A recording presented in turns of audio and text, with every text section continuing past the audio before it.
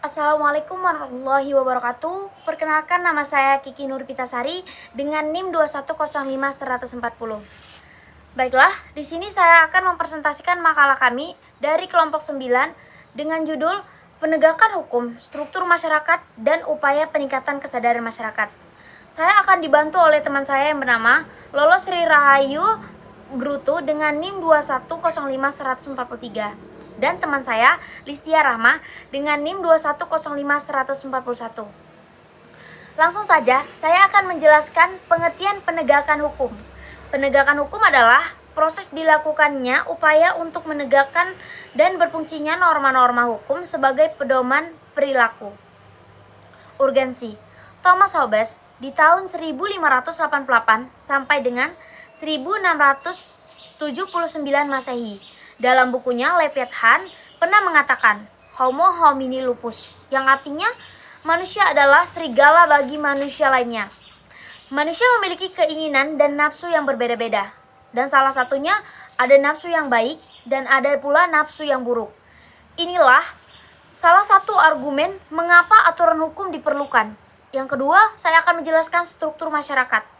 Istilah struktur masyarakat dapat diterjemahkan sebagai susunan bagan, bangunan, skema, atau gambar konkret tentang sesuatu.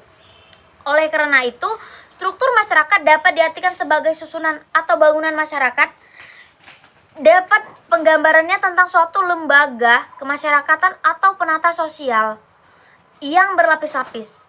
Struktur sosial dapat diartikan sebagai suatu susunan atau konfigurasi di mana orang-orang dengan kategori-kategori yang berbeda diikat dalam suatu tata hubungan kerjasama. Baiklah, yang ketiga, fungsi masyarakat. Fungsi masyarakat itu terbagi menjadi 3, fungsi identitas, fungsi kontrol, fungsi pembelajaran. Baik, saya akan melanjutkan hasil presentasi kami.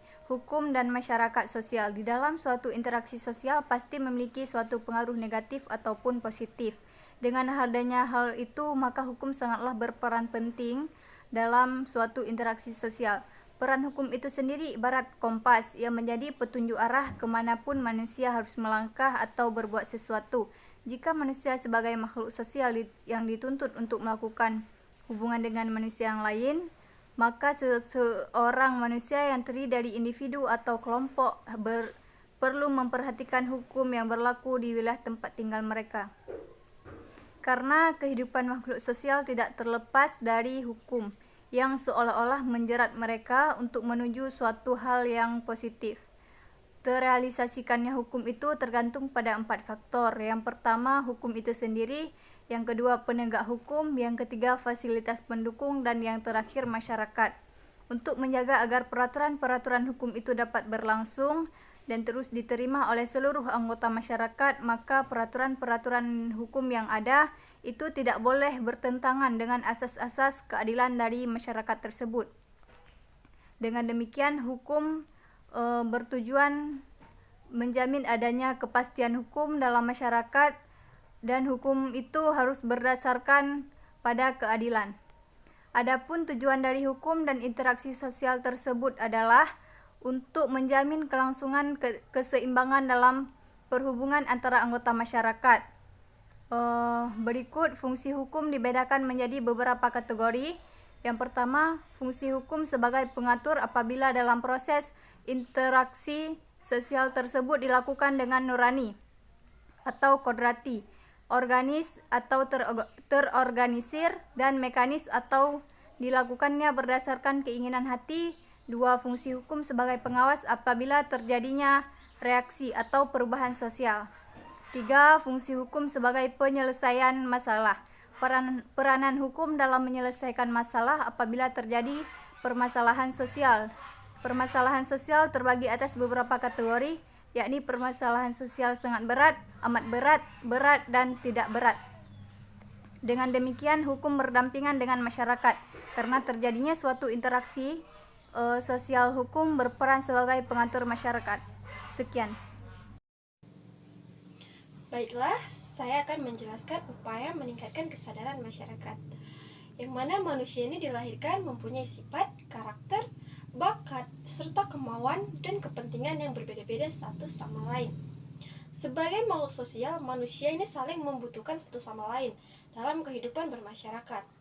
Lingkungan masyarakat merupakan tempat untuk mengembangkan manusia dalam bekerja sama, bergaul, mencari nafkah, guna memenuhi kebutuhan.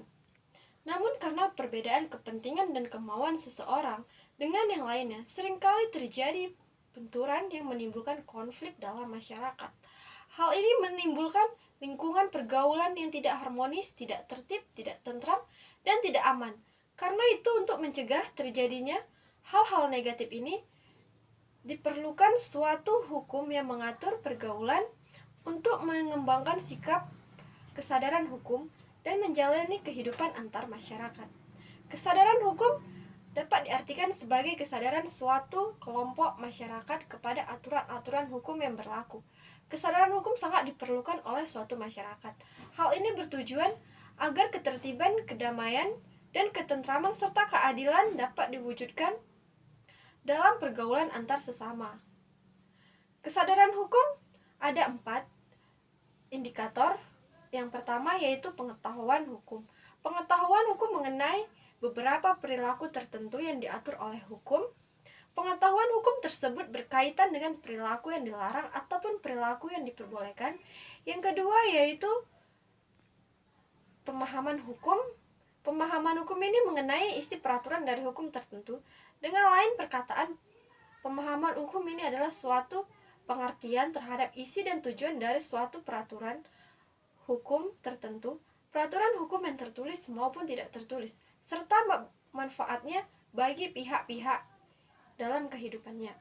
Yang ketiga, sikap hukum. Sikap hukum adalah suatu kecenderungan untuk menerima hukum karena adanya penghargaan terhadap suatu hukum sebagai sesuatu pemanfaatan atau yang menguntungkan jika hukum itu ditaati. Yang keempat yaitu perilaku hukum. Perilaku hukum merupakan hal utama dalam kesadaran hukum, karena di sini dapat dilihat apakah suatu peraturan berlaku atau tidak, kurang tegas, dan konsekuensinya para petugas penegak hukum. Yang pertama, jaksa, polisi, dan hakim dalam menghadapi pelanggaran-pelanggaran hukum. Peningkatan kesadaran hukum pada masyarakat pada dasarnya dapat dilakukan melalui 2 cara, yaitu pertama dengan tindakan atau action. Yang kedua yaitu pendidikan atau education. Tindakan yang dimaksud ini adalah penyadaran hukum pada masyarakat dapat dilakukan dengan berupa tindakan drastis, yaitu dengan memperberat ancaman hukuman atau dengan lebih mengetatkan pengawasan ketaatan warga negara terhadap undang-undang. Yang kedua yaitu pendidikan atau education. Pendidikan dapat dilakukan baik secara formal maupun non-formal.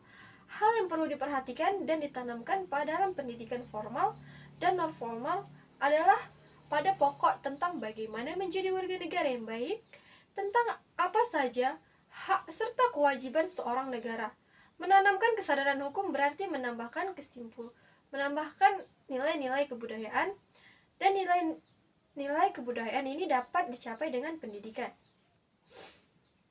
Baiklah, kesimpulan dari yang kami sampaikan ini adalah penegakan hukum adalah suatu proses dilakukannya upaya untuk tegak atau berfungsinya norma-norma hukum secara nyata sebagai pedoman perilaku. Struktur sosial dapat diartikan sebagai suatu susunan atau konfigurasi di mana orang-orang dengan kategori-kategori berbeda diikat dalam suatu tata hubungan dan kerjasama. Peningkatan kesadaran hukum masyarakat pada dasarnya dapat dilakukan dengan 2 cara, yaitu melalui tindakan atau action dan pendidikan atau education. Baiklah, terima kasih. Demikianlah presentasi yang kami sampaikan. Saya akhiri dengan Assalamualaikum warahmatullahi wabarakatuh.